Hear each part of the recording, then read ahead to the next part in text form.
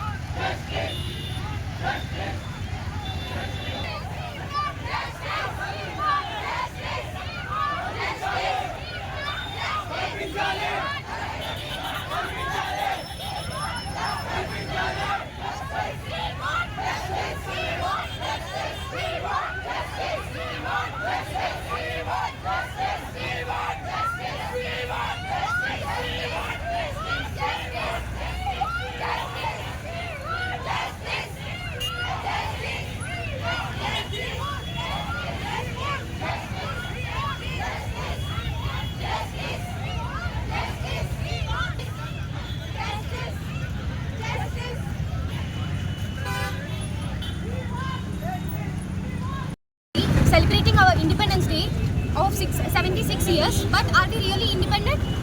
In our country, we are celebrating the Independence Day, but I question everyone in this country that are we really independent? In our country, women are mostly cherished. They are devoted. They are seen as goddesses. But are we really independent? Are we really devoted towards them? In the country where we are really respecting women, is this happens in a country where we actually respect the women? In this country, people judge women according to the dresses they wear, according to the behavior of them, according to the words they speak and everything. They judge the women on these conditions. But is a woman even safe at her workplace? She is not safe.